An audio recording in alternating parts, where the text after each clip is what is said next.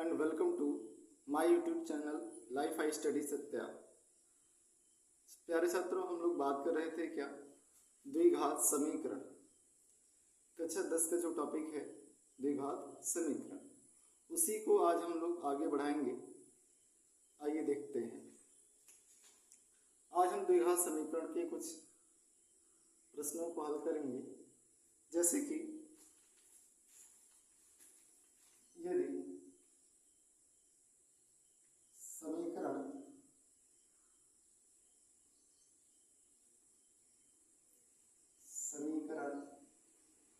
1/x² + 5 बराबर 1/9, तो x का मान ज्ञात कीजिए। क्या है समीकरण? 1/x² + 5 बराबर 1/9, तो x का मान ज्ञात करना है। x का मान ज्ञात करने का मतलब समीकरण का हल ज्ञात करना। समीकरण का हल ज्ञात करने का मतलब क्या? हमने देखा कि x की जो मान है अर्थात मूल है, उन्हें ज्ञात करना, तो मूलों को ज्ञात करना है।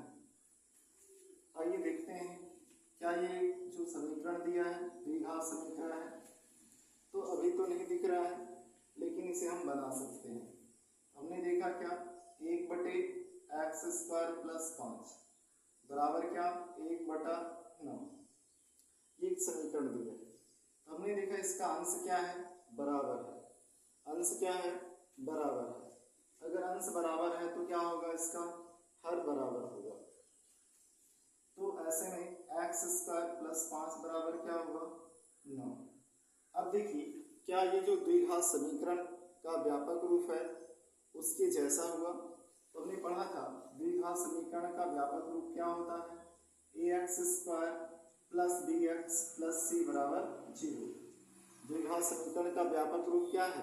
ax² + bx + c बराबर 0।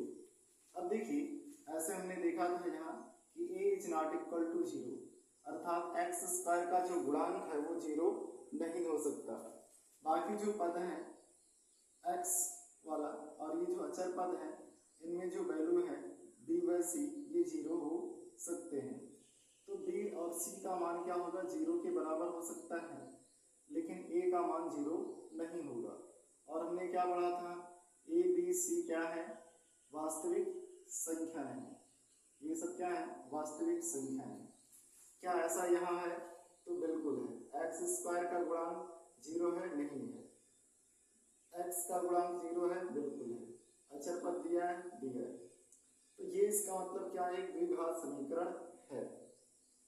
अब देखिए, हमें सॉल्व करना है, हल करना है, अर्थात x का मान ज्ञात करना है, अर्थात इस समीकरण के मूल ज्ञात करने हैं। x² बराबर क्या होगा? इस 5 को इस तरफ भेज देते हैं, तो इधर प्लस इधर आया तो 9 - 5 हो जाएगा। ये प्लस इधर आएगा माइनस हो जाएगा। तो x² बराबर कितना होगा? 9 में से 5 गया 4, अर्थात 9 में से 5 घट गया, कितना बचा? 4 बचा। तो x बराबर क्या होगा? करड़ी में 4। हम जानते हैं क्या, जब वर्गमूल निकालते हैं तो प्लस माइनस के रूप में लिखते हैं। इस प्रकार x बराबर प्लस माइनस करड़ी में 4, अर्थात 4 का वर्गमूल हमने क्या देखा है, क्या जानते हैं हम कि 2 होगा। इस प्रकार x बराबर क्या मिला? ±2 मिला, अर्थात एक x का मान +2 है और दूसरा x का मान क्या है? -2 है।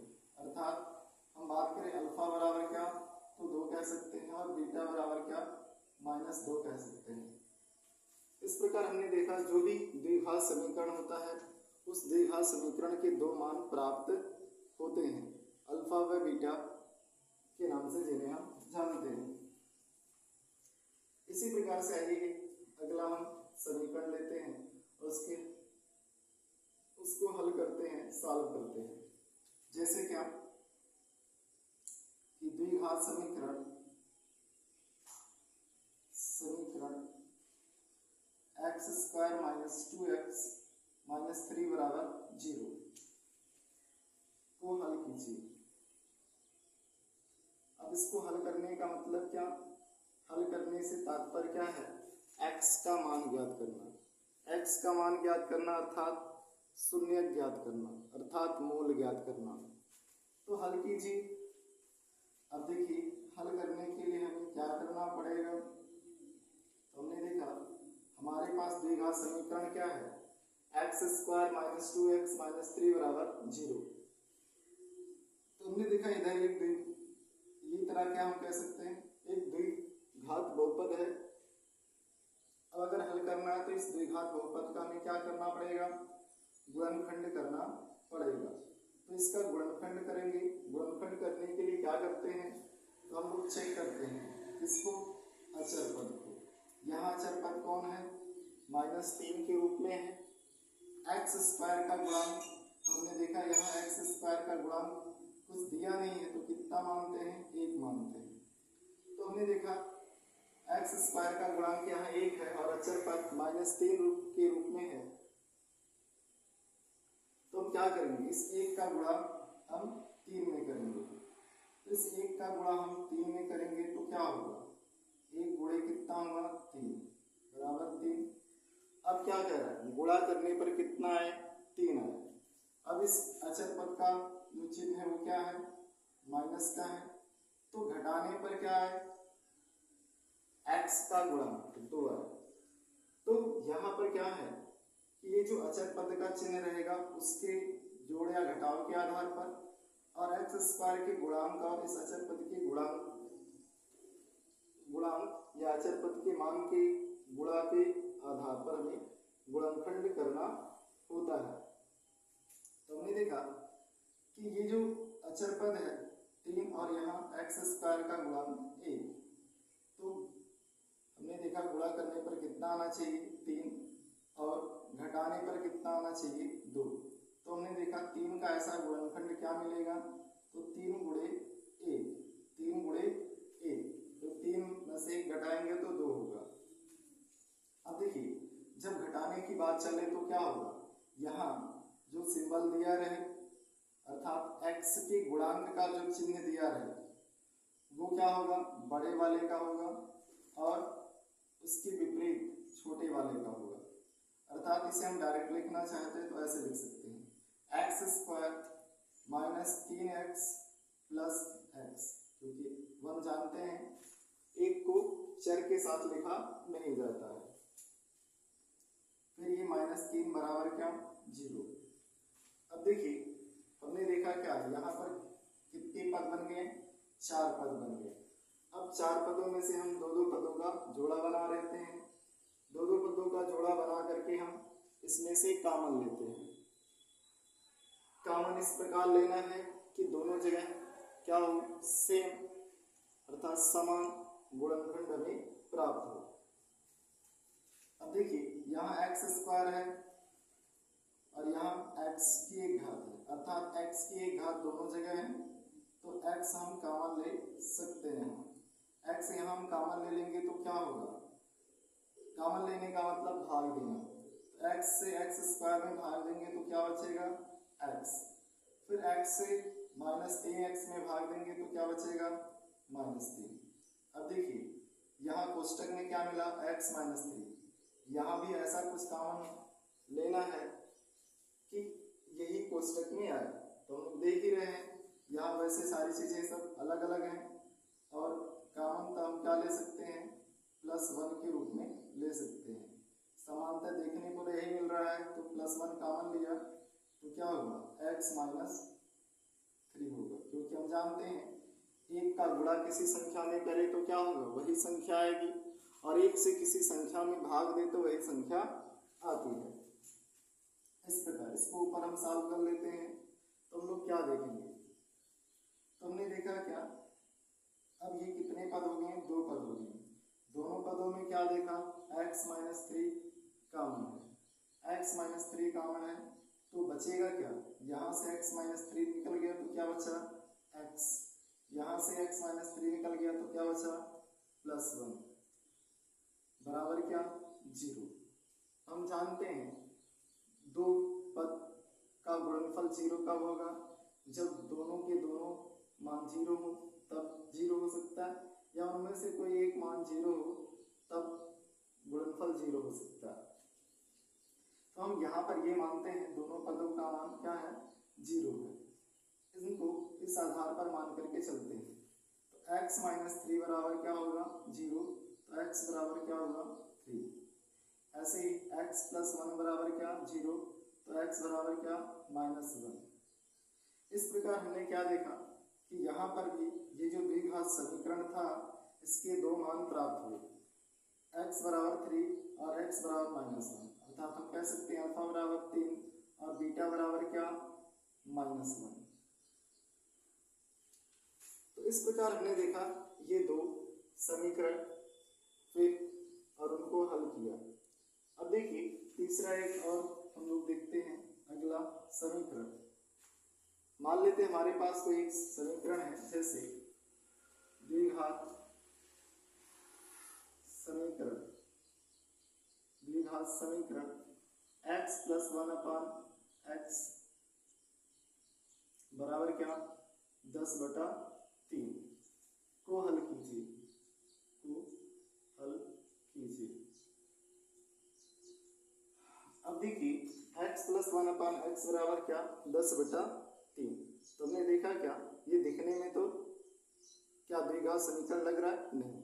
कुछ चीजें ऐसी होती हैं जो दिखने में तो अलग लगती हैं परंतु वास्तव में होती कुछ अलग ही। तो वैसे देखें हम ये द्विघात समीकरण नहीं लग रहा, लेकिन ये द्विघात समीकरण है ही। कैसे, तो हमने देखा इसको हम सॉल्व करेंगे। तो हमने देखा क्या, x प्लस 1 अपान x बराबर क्या, 10/3। इस x का गुणा इसमें कर लेते हैं। तो जब x का गुणा इसमें करेंगे तो क्या होगा, x का गुणा इस x में किया तो x स्क्वायर हुआ।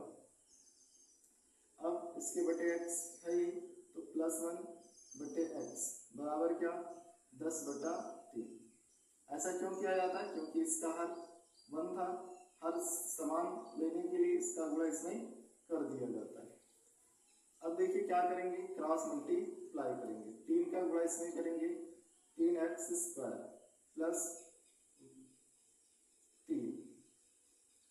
तो इस 3 का गुणा x स्क्वायर प्लस 1 में होगा तो 3x स्क्वायर प्लस 3 होगा। अब बराबर क्या, x का गुणा 10 में हुआ तो क्या होगा, 10x होगा। अब इस 10x को इधर कर लेते हैं। तो हमने क्या देखा, 3x स्क्वायर, ये प्लस इधर आया माइनस हो गया, प्लस 3 बराबर क्या हो गया, 0। तो देखिए क्या ये द्विघात समीकरण का व्यापक रूप के रूप जैसा है कि नहीं है, तो हमने देखा इसके जैसे है कि नहीं है। अर्थात ये क्या था, एक द्विघात समीकरण ही था। अब इसको हल करना है। अब हल करने के लिए क्या करेंगे, पुनः वही तरीका कि यहाँ अचर पद क्या है, फिर 3 है, लेकिन यहाँ पर कौन सा चिन्ह है, प्लस का। अब यहाँ x स्क्वायर का गुणांक कितना है, यहाँ x स्क्वायर का गुणांक कितना है, 3 है। तो इन दोनों का आपस में क्या कर लेते हैं, गुणा कर लेते हैं। तो 3 गुणे 3 बराबर कितना हुआ, 9। कितना हुआ, 9। 3 गुणे 3 बराबर कितना हुआ, 9। गुणा करने पर कितना आए, 9 आए। और क्या करना है, यहाँ कौन सा चिन्ह है, प्लस का। जोड़ने पर कितना आया था, 10 आए। जोड़ने पर कितना है, 10 आए। गुणा करने पर 9, जोड़ने पर 10। ऐसा क्या फैक्टर होगा, तो 9 गुणे 1। क्या फैक्टर होगा ऐसा, 9 गुणे 1। अब देखिए जब दोनों का योगफल यहाँ की वैल्यू हो तो क्या करते हैं, दोनों जिस चिन्ह में यहाँ पर है दोनों उसी चिन्ह में हो जाते हैं। ठीक है, जो चिन्ह यहाँ पर रहेगा दोनों के दोनों वैल्यू उसी चिन्ह में होंगे। या इसको ऐसे लिख सकते हैं, 3x स्क्वायर माइनस, अब इस 10 के स्थान पर क्या लिख सकते हैं, 9 प्लस 1 लिख सकते हैं। 9 प्लस 1 इंटू एक्स प्लस 3 बराबर क्या, 0। 3x square. अब इस x का गुणा इसमें करेंगे और ये कोष्टक खोलेंगे तो इस माइनस का भी गुणा होगा, इस माइनस का गुणा होगा, ये प्लस में तो माइनस हुआ। 9 में x का गुणा होगा तो 9 हो गया। फिर जब कोष्टक खुला तो इस माइनस का गुणा गले में भी होगा, ये प्लस है तो क्या हो जाएगा, माइनस हो जाएगा। x का गुणा 1 में होगा तो x हो गया, प्लस 3 बराबर क्या होगा, 0 होगा। होगा कि नहीं होगा, होगा। अब देखिए पुनः हमें क्या हो गई, 4 पद मिल गए। इन चारों पदों को हम क्या करेंगे, दो दो पदों के रूप में अलग करेंगे। तो हमने देखा दो दो पदों का जुड़ा बना लिया। अब यहाँ कॉमन लेंगे, तो हमने देखा यहाँ 3 है, फिर यहाँ क्या है, 3 का गुणज 9 है। इसका मतलब 3 दोनों जगह है। यहाँ x स्क्वायर है, यहाँ x है, यहाँ 2 घात, यहाँ 1 घात। इसका मतलब x की 1 घात दोनों जगह है। तो क्या कॉमन ले सकते हैं, यहाँ 3x कॉमन ले सकते हैं। कॉमन लेने का मतलब मैंने कहा था क्या, भाग लेना है। तो 3x से इसमें भाग देंगे, क्या बचेगा, 3 से 3 कैंसिल, x से x की 1 घात कैंसिल, तो 1 घात बची। अब 3x से इसमें भाग देंगे, 3 त्रिक का 9, x से x कैंसिल, x माइनस 3। अब देखिए यहाँ x प्लस 3 है, ये माइनस चिन्ह है, यहाँ x माइनस 3 है। अगर इस माइनस को कॉमन ले तो क्या होगा, यही मिलेगा। तो -1 कॉमन ले लीजिए, x माइनस क्या होगा, 3 होगा, बराबर 0। जब यहाँ से -1 कॉमन होगा तो प्लस हो गया, यहाँ प्लस है तो क्या होगा, माइनस, क्योंकि आपने पढ़ा होगा क्या कि प्लस बराबर क्या होता है, माइनस गुणे माइनस। तो जब एक माइनस निकलेगा तो अगला माइनस बच जाएगा। तो इस प्रकार हमने देखा क्या हो गया, दो ही पद हो गए, दोनों पदों में क्या कॉमन है, x माइनस 3। तो बच क्या रहा है यहाँ, तो यहाँ से जब x माइनस 3 निकला तो क्या बचा, 3x, यहाँ से क्या -1 बराबर 0। तो यहाँ बताया गया वही चीज यहाँ लगाएंगे। दोनों का गुणनफल क्या है, 0 के बराबर है, तो प्रत्येक पद को 0 के बराबर कर देंगे। x माइनस 3 बराबर क्या, 0, x बराबर क्या, 3। अब देखिए 3x माइनस 1 बराबर 0, तो 3x बराबर क्या, हमने देखा 1 होगा, कि माइनस से इधर आया प्लस, x बराबर क्या होगा, इस 3 को इधर लाइए, बटे में हो जाएगा। इस प्रकार हमने देखा यहाँ पर ये जो समीकरण है इसके दो मूल प्राप्त हुए, x बराबर 3 और दूसरा x बराबर 1/3। इस प्रकार हम कह सकते हैं अल्फा बराबर क्या होगा, 3, और बीटा बराबर हम कह सकते हैं क्या, 1/3। दो मान प्राप्त हमें हुए। तो इस प्रकार प्यारे छात्र हमने देखा ये 3 सवाल द्विघात समीकरण के। फिर अगले वीडियो लेक्चर में और हम बात करेंगे। Thank you.